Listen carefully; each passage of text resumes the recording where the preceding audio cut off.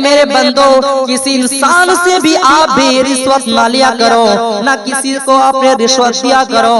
मेरे प्यारे साथियों, अल्लाह तबारक व तआला फरमाता है कि रिश्वत लेने वाला और देने वाला दोनों को कल क़यामत के दिन जहन्नम के अंदर डाला जाएगा।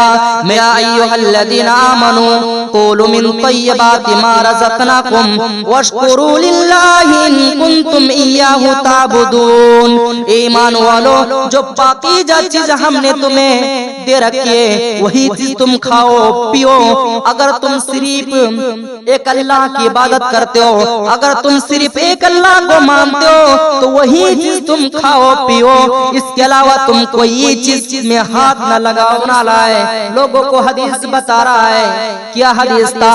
लोगों सुनो, जब अल्लाह के रसूल जब ये हदीस सुना रहे थे, वहाँ पर मैं और अल्लाह के रसूल के अलावा कोई तीसरा शख्स वहाँ पर मौजूद ना था।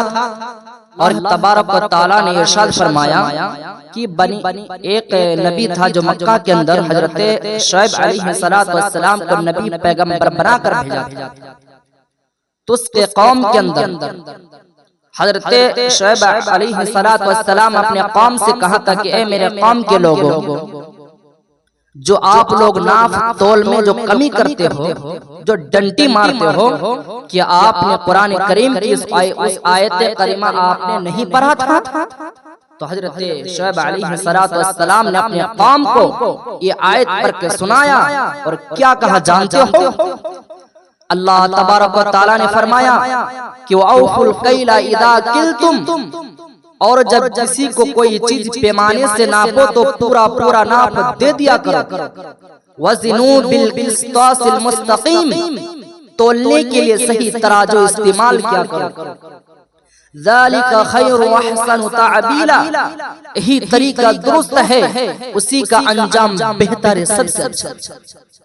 इसीलिए अल्लाह ताला ने कुरान करीम के अंदर सूरा मुतफ्फिफीन के अंदर, इसीलिए अल्लाह ताला ने कुरान करीम के अंदर सूरा मुतफ्फिफीन के अंदर इरशाद फरमाया और क्या कहा? वैलुल लिल मुतफ्फिफीन, बड़ी खराबी है नाफ तोल में कमी करने वालों की। अल्लज़ीना इज़ा क़तालू अलन नास यस्तौफून, कि जब वो लोगों से नाप कर लेते तो पूरा पूरा लेते हैं। वइदा कालूहुम औ वज़नूहुम यक़सिरून, और जब उन्हें नाप कर या तोल कर देते तो कम कर देते हैं।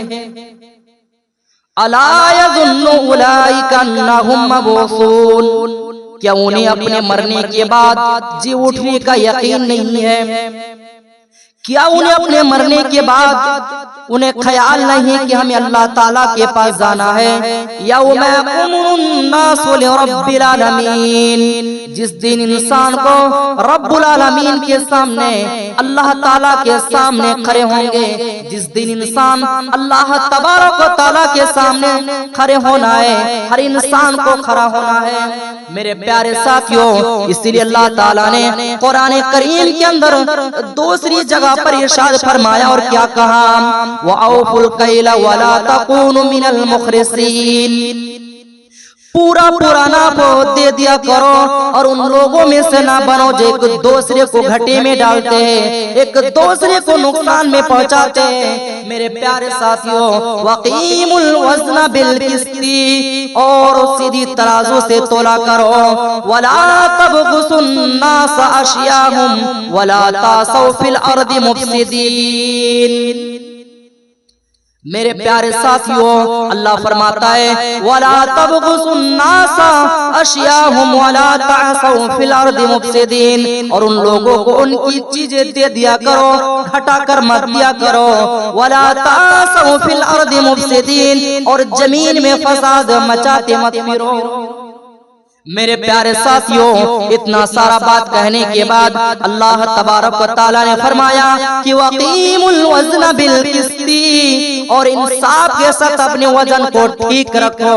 वला तुख़सिरुल मीज़ान, और तोल में कमी ना किया करो। मेरे प्यारे साथियों, अल्लाह तबारक व तआला ने कुरान करीम के अंदर इरशाद फरमाया क्या कहा कि इंसान हो तौल में तुम कमी ना क्या करो, तुम इंसान को डंडी मार कर उनको अपना माल ना दिया करो, अपना पैसा किसी का हड़प करना खाया करो। मेरे प्यारे साथियों अंदाजा लगाओ, आज मुसलमानों को देखो कि इंसान भी आज किसी से भी नाजायज तरीके से खा रहा है। आज इंसान भी नाजायज तरीके से लोगों का माल हड़प रहा है, नाजायज तरीके से लोगों का माल आज खा रहा है, अपने पेट में भर रहा है। मेरे प्यारे साथियों अंदाजा लगाओ, इसलिए अल्लाह के नबी सल्लल्लाहु अलैहि वसल्लम फरमाता है कि ए मेरे बंदो, किसी इंसान से भी आप भी रिश्वत ना लिया करो, ना किसी को आपने रिश्वत दिया करो। मेरे प्यारे साथियों, अल्लाह तबारक व तआला फरमाता है कि रिश्वत लेने वाला और देने वाला दोनों को कल क़यामत के दिन जहन्नम के अंदर डाला जाएगा। मेरे प्यारे साथियों, रिश्वत लेना भी हराम है, देना भी हराम है, दो चीज हराम है। फरमाता है कि कल क़यामत के दिन दोनों को जहन्नम के अंदर डाला जाएगा। मेरे प्यारे साथियों, हराम चीज खाने से बचो और हराम चीजों को हाथ न लगाओ। इसलिए अल्लाह तबारक व तआला ने कुरान करीम के अंदर इरशाद फरमाया और क्या कहा, अल्लाह ताला फरमाता है कि या अय्युहल्लज़ीना आमनू क़ूलू या अय्युहल्लज़ीना आमनू क़ूलू मिन तय्यबाति मा रज़क़नाकुम वश्कुरू लिल्लाहि इन कुंतुम इय्याहु ताबुदून। ईमान वालो, जो पाकीज़ा चीज हमने तुम्हें दे रखी है वही चीज तुम खाओ पियो। अगर तुम सिर्फ एक अल्लाह की इबादत करते हो, अगर तुम सिर्फ एक अल्लाह को मानते हो तो वही चीज तुम खाओ पियो, इसके अलावा तुम कोई चीज में हाथ न लगाओ। हजरत अबू बकर सिद्दीक के ऊपर नजर डालो। हजरत अबू बकर सिद्दीक एक मर्तबा काफी भूख में थे, उसका गुलाम कहीं जा रहा था, गुलाम जा रहा था, गुलाम ने कह दिया कि भाई कहाँ जा रहे हो, अपनी बीवी को साथ में लेकर? कहने लगा बाजार में जा रहा। हजरत अबू बकर सिद्दीक ने कहा भाई, हजरत अबू बकर सिद्दीक की गुलाम ने कहा भाई तुम्हारा लड़का होगा, तुम्हारे बीबी के पेट में तो बच्चा है, वो लड़का है। वो नौजवान कहने लगा कैसे पहचान पाई आपने कि मेरा लड़का होगा या लड़की? कहने लगा कि लड़की की मैं चाल से पहचान लेता हूँ कि लड़का होगा या लड़की होगी। मेरे प्यारे साथियों, इत्तिफाक से वो लड़का ही हुआ। वो आदमी ने खुशी खुशी हजरत अबू बकर सिद्दीक की गुलाम को खजूर दे दिया। हजरत अबू बकर सिद्दीक की गुलाम ने खजूर लेकर आया अपने घर पर। एक दिन हजरत अबू बकर सिद्दीक काफी भूख में थे, गुलाम से कहा कि असलम कुछ घर में मौजूद है? गुलाम ने कहा जी हाँ। गुलाम ने खजूर लेकर हजरत अबू बकर सिद्दीक को दे दिया। हजरत अबू बकर सिद्दीक वो खजूर अपने पेट भर कर खाना शुरू कर दिया। हजरत अबू बकर सिद्दीक ने खजूर पेट भर कर खाया। खाने के बाद गुलाम मुस्कुराते कहा आका, ओ मेरे मालिक, आप डेली खाने से पूछा करते थे कि गुलाम तुम कहाँ से लाए हो, आज आपने एक मर्तबा आपने नहीं पूछा कि गुलाम तुम कहाँ से लाए हो। हजरत अबू बकर सिद्दीक भी मुस्कुराते हुए कहा गुलाम तुम डेली हलाल ही लाते हो, आज भी हलाल ही होंगे। गुलाम ने कहा कि आज तो हलाल का नहीं था। गुलाम ने हजरत अबू बकर सिद्दीक ने कहा तुम कहाँ से लाए हो? हजरत अबू बकर सिद्दीक ने कहा कि तुम कहाँ से लाए हो? कहा कि ऐसे ऐसे जगह से। मैंने उसे यूं कह दिया, उन्होंने तोहफे से मुझे कुछ खजूर दे दिया और मैंने आपके पास मैंने लेकर चला आया। मेरे प्यारे साथियों, एक कौन सा जज्बा था, एक कौन सा फिक्र आखिरत था कि हजरत अबू बकर सिद्दीक ने अपने गुलाम से कहा ए मेरे गुलाम जल्दी से पानी लेकर आओ। हजरत अबू बकर सिद्दीक की गुलाम ने पानी लेकर आया और हजरत अबू बकर सिद्दीक ने पेट भरकर पानी पिया। पानी पीने के बाद हजरत अबू बकर सिद्दीक ने अपने 3 उंगली अपने हलक के अंदर डाला, पानी पिया, फिर कई किया, फिर पानी पिए, फिर कई किए। हजरत अबू बकर सिद्दीक उस वक्त तक पानी पीते रहे, कई करते रहे जब तक गालिब यकीन ना गए। मेरे प्यारे साथियों, जितने मैंने खजूरें खाई उतने खजूर मेरे पेट से बाहर निकल गया। मेरे प्यारे साथियों, ये कौन था फिक्र आखिरत था? मेरे अजीज साथियों गौर करो, हजरत अबू बकर सिद्दीक को बार बार खजूर पानी अपने हलक के अंदर डालने पर और 3 उंगली अपने हलक के अंदर डालने पर किस लिए अपने मजबूर किया? वही फिक्र आखिरत के ऊपर मजबूर किया। मेरे प्यारे साथियों अंदाजा लगाओ, अल्लाह के नबी सल्लल्लाहु अलैहि वसल्लम कहते हैं, जो इंसान भी एक भी हराम का एक भी लुकमा खा ले, उनके दिल के अंदर एक सियाह नुक्ता लगा देता है। जब वो सियाह नुक्ता, वो काला नुक्ता जब धीरे धीरे काला हो जाता है, पूरे दिल को भी काला कर देता है, पूरे दिल को भी सियाह कर देता है। उनको कोई परवाह नहीं होता है कि कौन सा माल हलाल है, कौन सा हराम है, उनको ये परवाह नहीं होता है। इसलिए हजरत अबू बकर सिद्दीक से सीखो। हजरत अबू बकर भी कह सकते थे कि मैं अल्लाह से माफी मांगूंगा, अल्लाह मुझे बख्श देगा।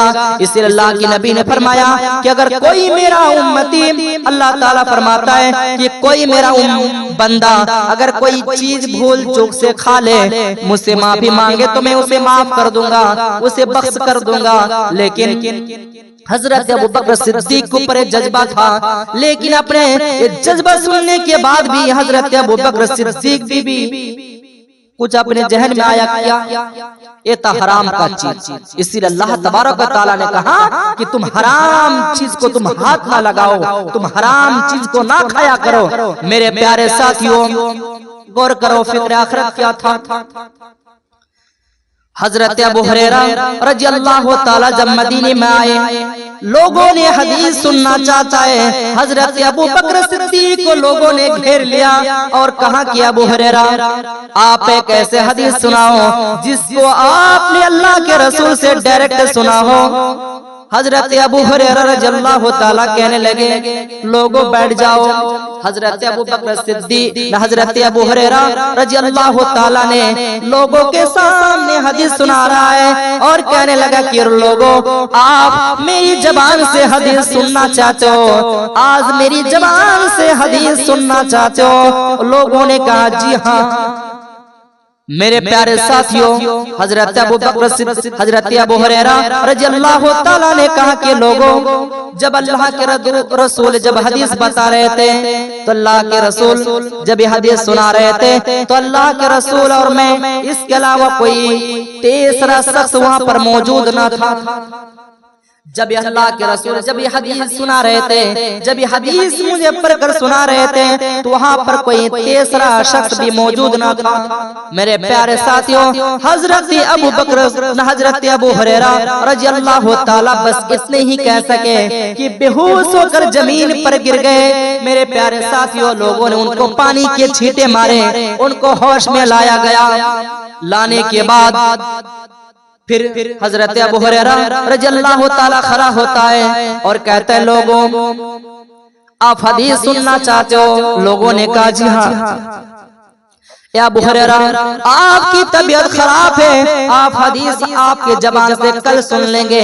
आपकी तबीयत खराब है, आप घर चले जाओ। मेरे प्यारे साथियों, हजरत अबू हुरैरा रज़ियल्लाहु ताला ने कहा कि लोगों, आप मेरी जबान से हदीस सुनना चाहते हो? सुनो। कहने लगा, जब अल्लाह के रसूल जब ये हदीस बता रहे थे, तो अल्लाह के रसूल और मैं, इसके अलावा कोई तीसरा शख्स वहाँ पर मौजूद न था। बस इतना ही कह सके कि हजरत अबू हुरैरा रज़ियल्लाहु ताला बेहोश होकर जमीन पर गिर जाते हैं। फिर लोगों ने पानी के छींटे मारे, फिर इनको होश में लाया गया। इसी तरह 3 मरतबा हुआ।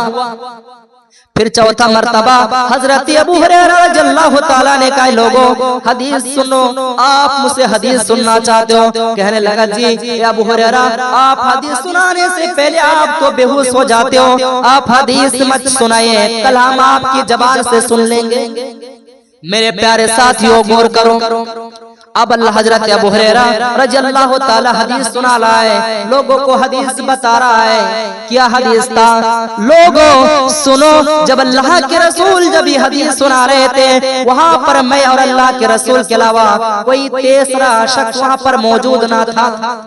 और क्या था? फरमाया कल कयामत के दिन जहन्नम के अंदर 3 लोगों को जहन्नम के अंदर डाला जाएगा। 3 लोगों को कल कयामत के दिन जहन्नम के अंदर डाला जाएगा। पहला वह शख्स होगा शहीद शख्सों को कल कयामत के दिन जहन्नम के अंदर डाला जाएगा। जो दुनिया में अल्लाह की राह में जिहाद किया होगा, अल्लाह के राह में लड़ा होगा, अल्लाह पूछेगा, शहीद को पूछेगा, ए शहीद तुम्हारे जिस्म पर खून किस लिए? ए मेरे बंदो बताओ तुम्हारे जिस्म पर खून किस लिए? वो बताएगा कि अल्लाह तेरे राह में मैंने लड़ा था, तेरे राह में मैंने कुश्ती की, तेरे राह में मैंने तलवारें चलाया था और तलवार चलाते चलाते काफिर की तलवार मेरे गर्दन पर चल गए।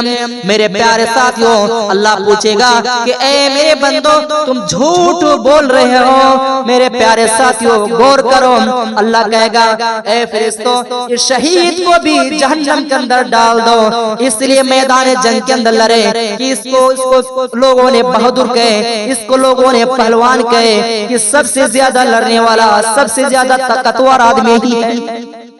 और दूसरा शख्सों को जहन्नम के अंदर डाला जाएगा। जो अमीर को, दौलतमंद को, पैसा वालों को जहन्नम के अंदर डाला जाएगा। अल्लाह के राह में सदका किया होगा, अल्लाह के राह में दानो खैरात किया होगा, ऐसे शख्सों को भी कल कयामत के दिन अल्लाह ताला भी जहन्नम के अंदर डालेगा। इसलिए कि कोई 200 दे रहा था, ये 400 दे रहा था, कोई 1000 भी दे रहा था, ये 2000 भी दे रहा था। इसीलिए कि लोगों को दिखावे करके लोगों को दान व खैरात किया करता था, सदका देता था। इसीलिए अल्लाह तबारक व तआला ने ऐसे आदमी को भी, ऐसे अमीर को भी जहन्नम के अंदर डाला जाएगा। और तीसरा वह शख्स होगा आलिम दिन, आलिम कुरान, कारी मौलवी, खतीब होगा, इसको भी कल क़यामत के दिन जहन्नम के अंदर डाला जाएगा। फरमाया क्यों? इसलिए कि लोगों के सामने तकरीरें तो सुनाए होंगे, लोगों के सामने तो फिक्र आखिरत का दर्स दिए होंगे, लोगों को कुरान हदीस सुनाए होंगे, लेकिन ये आदमी अपनी उम्र अमल नहीं किया था, ये खुद अमल नहीं किया था।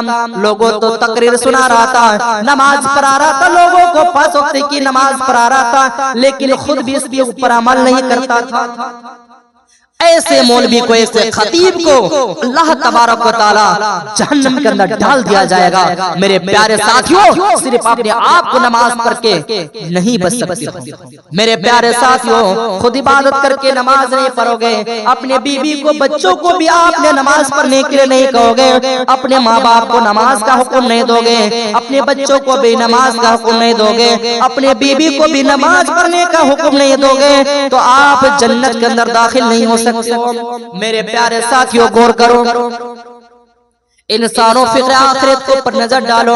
फरमाया इंसानों, एक नौजवान अपने चचेरी बहन से मोहब्बत करती थी, प्यार करती थी, इतना पागल था, इतना दीवाना था अपने चचेरी बहन से, इसका इतना इश्क था, इतना मोहब्बत था कि चचा की जिंदगी में कुछ का न सका। वो चचेरी बहन की निकाह किसी नौजवान के साथ हो गई। 5-6 साल के बाद उनको 2-3 बच्चा हुआ। एक मर्तबा उस लड़की की शौहर का तबीयत बहुत खराब हो गया, बच्चे भूखे भीखे बिलबिला रहे थे। ए लड़की जाती है अपने चचेरे भाई के पास जाती है और कहती है कि ओ मेरे चचेरी भाई, मेरा कुछ मदद कर दो, तुम्हारी बहनों की बहुत भी तबीयत खराब है, बच्चे भूखे भूखे, तुम्हारी भांजे ने कई दिन से खाना नहीं खाया है, तो तुम्हारी बहनों की तबीयत बहुत खराब है, आप एक मर्तबा आपकी बहनों को देखने के लिए नहीं गया। मेरे प्यारे साथियों गौर करो, उन्होंने कहा क्या हुआ? कई दिन से उसकी तबीयत खराब है, ये मेरे पास कुछ पैसा नहीं है, मेरी मदद कर दो कि तुम्हारे बहनों के लिए कुछ दवा भी खरीद सकूं, तुम्हारे भांजे के लिए कुछ चीज खरीद सकूं, उसको खिला सकूं। मेरे प्यारे साथियों गौर करो, यहाँ पर एक मंजर आता है, यहाँ पर एक जबरदस्त मंजर आता है कि हर इंसान को भी ये सोचना चाहिए, हर इंसान को भी गौर करना चाहिए कि इंसानों अपने अंदर जज्बा पैदा करो, अपने अंदर फिक्र आखिरत की कुछ चीजें अपने अंदर भी रखो। कहती है बहन भाई कुछ मदद कर दो, वो भिखारी बनकर जा रही है। भाई ने कुछ दिया, कहने लगा बहन जाओ कुछ इसी पैसा से कुछ खरीदो, अपने बच्चों को खिलाओ और इसी पैसा से अपने शौहर के लिए दवा खरीदो और अपने शौहर को खिलाओ। मेरे प्यारे साथियों गौर करो, ए लड़की कहती है, ए नौजवान कहती है कि ओ मेरी चचा की बेटी, ओ मेरी चचेरी भाई बहन सुनो, तुमसे मैं कितना दिन से प्यार करती हूँ, मैं तुमसे कितना दिन से मोहब्बत करती हूँ, तुम्हें मालूम नहीं कि मैं तुम्हारे शादी से पहले, इसलिए मैंने अपनी चचा की जिंदगी में तुम्हें से कह नहीं सका। चचेरी बहन आज रात मैं तुम्हारे साथ गुजरना चाह रही हूँ, आज मैं तुम्हारे साथ सोना चाहती हूँ, आज मेरी बिस्तर पर आप मेरे रात एक रात गुजर जाना। मेरे प्यारे साथियों चचेरी बहन ने कहने लगी कि भाई शादी से पहले तुम कहता मेरे घर पर मशवरा भेजता, मैं सोचती समझती, उसके बाद मैं रिश्ता तुम्हारे अंदर होता तो तय कर देती, लेकिन आपने कुछ नहीं कर सका।